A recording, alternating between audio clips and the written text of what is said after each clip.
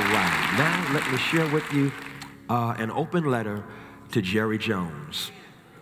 Dear Jerry Jones, oh, say, can you see?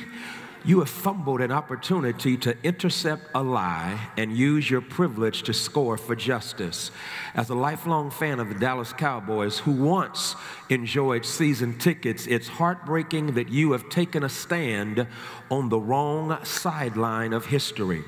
As training camp opened, you used your mighty microphone to passionately pronounce that there is no room on the Dallas Cowboys for the right to protest for right during the national anthem. Your massa complex has shown your boys where the gun line is. Show them where the gun line is, boss. Check out the movie Life if you're clueless. And they had better not cross it. Your quarterback, who went to school in the same state where Emmett Till was lynched, Fannie Lou Hamer was brutally beaten by police, Medgar Evers was assassinated, and remains a place of wicked white supremacy, vicious police misconduct, and a justice system that is criminal, knows his place and has echoed your sentiment and committed a terrible turnover for freedom. Oh, say did he see white Mississippi police officer Daniel Starks tasing a handcuffed black man for no reason. I held out hope that given your track record as a game-changing maverick and brilliant, successful businessman, that you would use your privileged platform to actually take a stand for what the flag symbolizes: liberty and justice for all. You have been fiercely independent as an NFL owner, but you allowed 46-1 to punk you in the NFL while he was pledging allegiance to Vladimir Putin in Russia. Oh, say, can you see, Jerry? Your friend in the White House has emboldened racists, put a white supremacist over the Justice Department, whose policies reinforce the racial injustice Colin Kaepernick was taking a knee for, and signaled to police that brutality is okay. I guess that's why you reaffirmed your partnership with Papa John's Pizza while saying nothing to denounce the ugly bigotry dripping from the lips of the former owner. Colin Kaepernick took a knee during his last season as a quarterback for the 49ers because he was sick and tired of black sisters and brothers dying, mothers crying, and police departments lying. In the tradition of Paul Robeson, Althea Gibson, Wilma Rudolph, Muhammad Ali, John Carlos, Tommy Smith, Kurt Flood, Serena Williams, LeBron James, and others, he used his platform as owner of America's team that is comprised of almost 80% African Americans. Did you know that this is America for them? Police violence and homicide persistently and disproportionately terrorize black communities. A new study reveals the proportion of black bodies in America killed by police is significantly higher than previous research suggested. Across the country, black men are over 3 times more likely to be killed by police than white men, according to a study published in the American Journal of Public Health. In an analysis of all male homicides between 2012 and 2018, 8% occurred at the hands of police who serve and protect you.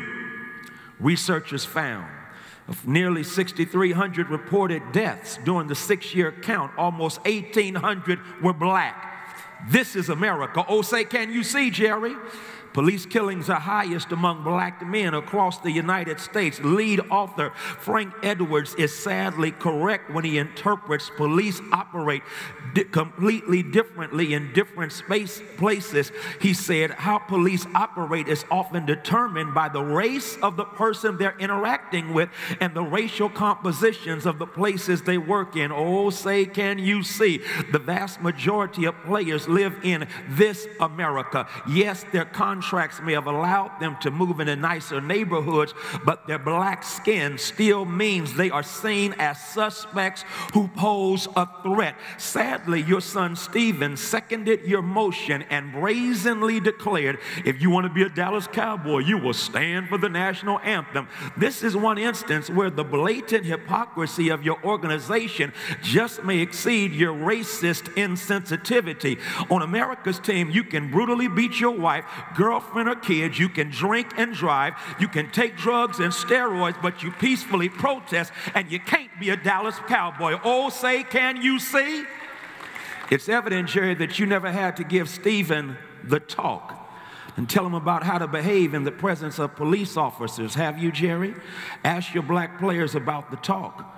Oh, say, can you see, and have you noticed the news accounts where black folk have the police called on them for breathing, going to Starbucks, lounging in university common areas where they are enrolled, selling water as an 8-year-old, eating at Waffle House, and doing community service as a sorority.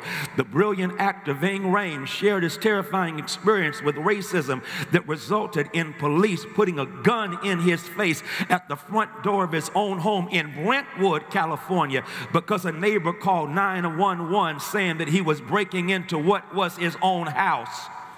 Have you or Stephen ever had the police called on you because of the color of your skin? Have you or Stephen ever been stopped by the police and worried that you wouldn't come out of the stop alive? Oh, say, can you see, Jerry? I wish you had the courageous empathy of the gifted actress Anne Hathaway. She gets it. Anne Hathaway is outraged by the fatal stabbing of 18-year-old Nia Wilson by a white man. The Oscar award-winning actress used her privilege and prestige to dedicate an Instagram post to honoring the life of the young black woman. Wilson and her sister, who survived the attack, were stabbed at the Bart MacArthur station in Oakland, California on July 22nd, but Hathaway's post was more than a passive tribute to Wilson.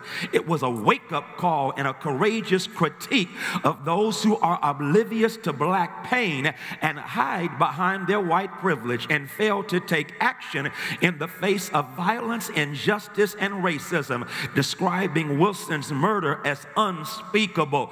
The Ocean's 8 star acknowledged her own privilege while calling for white people to get off the sidelines of indifference and privilege and step up. Oh, say, can you hear her, Jerry? Here's what she said. White people, including me, including you, must take into the marrow of our privileged bones the truth that all black people fear for their lives daily in America and have done so for generations, she wrote. White people do not have the equivalence for this fear of violence. Given those givens, we must ask our white selves, how decent are we really? Not in our intent, but in our actions, in our lack of actions. She ended the message with the hashtag Black Lives Matter, as well as hashtag anti-racist, hashtag no excuse, hashtag say her name, hashtag earn the right to say her name. Jerry, she's a winner. Anne Hathaway is truly free and brave. She's doing what the wisdom writer said in Proverbs 31:8-9. Speak up for those who cannot speak for themselves. Ensure justice for those being crushed. Yes, speak up for the poor and helpless and see that they get justice. Oh, say, can you see, Jerry? Peace and power. Former Cowboys fan and former NFL follower, Frederick Douglass Haynes III.